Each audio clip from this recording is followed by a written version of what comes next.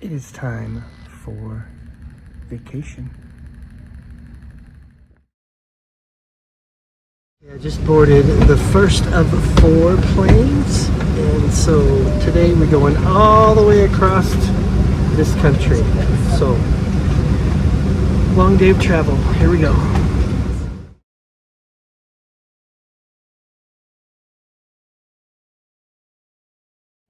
So I'm here at Denver International Airport, and I was supposed to wait here for 5 hours and then get on another Southwest flight to my next stop. But I noticed there is a United plane that leaves in about 45 minutes from now, so I'm trying to hurry over to the B gate to get on that one, and that'll get me to my next destination like 5 hours earlier. So crossing fingers that this works out. Hopefully they have an empty seat for me. So here we go. So I made it onto this United flight, so I'm very excited. I got one of the last available seats, so I wasn't even expecting this. As I said earlier, I was planning on having to hang out for 5 hours and go crazy. So here we go. Next stop.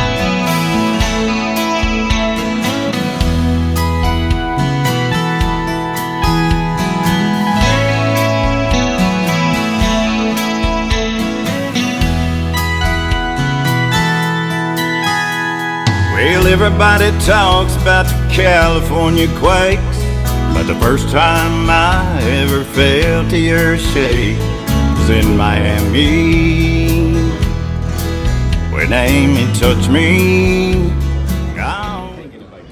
Okay, so I just landed, and this is my very first time to ever be in Miami. So I have 2 of 4 flights done, and I'm gonna hang out here in Miami for 2 nights, and then I'll go to the 3rd and 4th flight. So stay tuned. Shook me. I told her I loved her and I wanted to stay, but she said be sure and I'll call you in LA. Even in the taxi I could hear my telephone ring, calling me from Miami.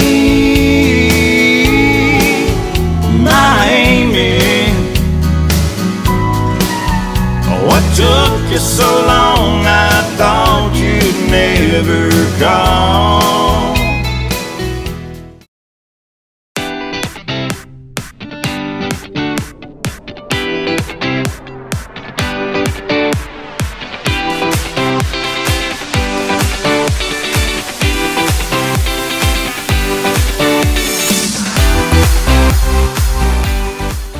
Okay, so I'm gonna be in this hostel for the next 2 days, 2 nights, whatever, before I go on to that 3rd and 4th flight. So this is the hostel. It's just a little gray house. From the outside, it looks very trashy. It's a little bit better on the inside, but it's all about the travel experience and the people you meet. And I've already been chatting with one dude that's originally from the Dominican Republic, and he's really nice. And you know, it's all about the whole travel experience. So yeah, so in these hostels, if you're not familiar, some of them are really seedy. You share a room with other people, so you have some stranger snoring. But I've done it so many times in Europe, I thought, hey, let me try this in the States, in Miami. So I'm in a suburb of Miami. I can't remember what it's called right now, but it's kind of close to the airport. So this is not the huge buildings and the pristine beaches area of Miami. And maybe I'll get out and see one of those areas tomorrow, or not. I might just go for a walk. So anyway, hi from Miami. This is called the Art something Windward, I don't remember. Anyway, it's a cheap little hostel, and I just ordered some food to have delivered because everything is probably a couple miles from here, and I'm after my long flight and not having had anything good to eat yet. It's time to get some food, so I'm having DoorDash deliver it for me. So anyway, hi from Miami.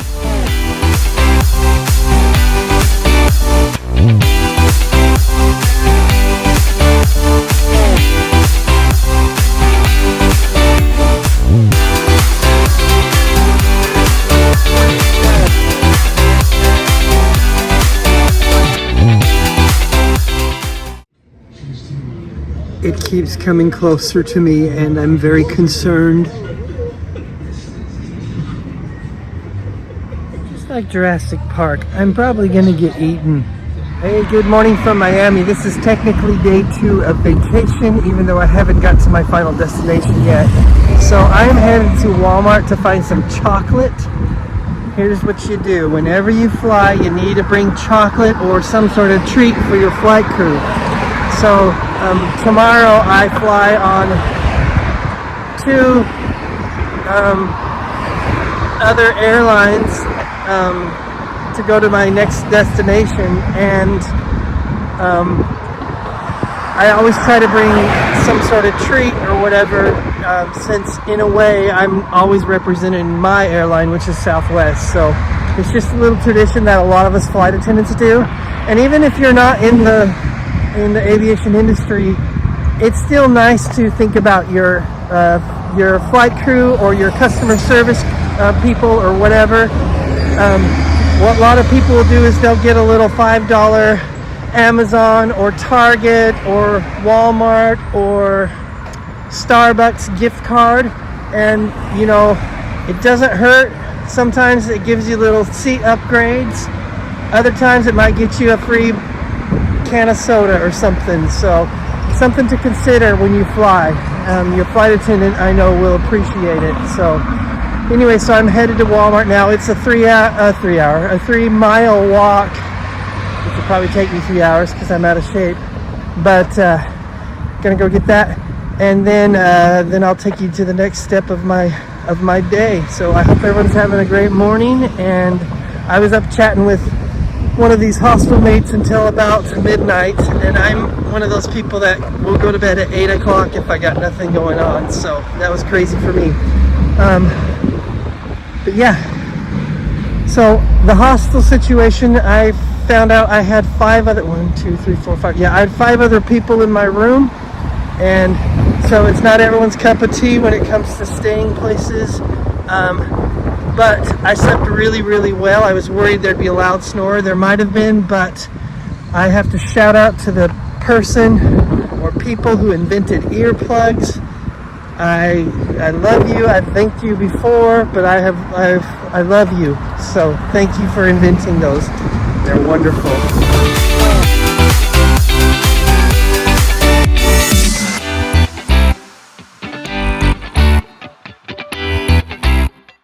So I'm almost to Walmart. I've almost walked around 3 miles. I don't know. So it took me through this decent neighborhood, and then it turned into this very seedy, very scary neighborhood where the houses are sort of dilapidated and everybody has like a Rottweiler or a Doberman Pinscher in their yard. So it's very traumatic. And then it turned into like an industrial park area, and the only problem with that is I walked by a bus stop, and there was a lady waiting for the bus standing in the bus stop, totally naked. It's very traumatic for me. Like, she was showing everything, and it wasn't in a prostitution sort of way. It was more of a I'm not mentally capable sort of way. So she made eye contact with me. So my whole life flashed before my eyes. But luckily I'm almost to Walmart, and then I will be safe, because good things happen at Walmart. And yes, I know what you're thinking, and I am one of the people of Walmart. So, shut up.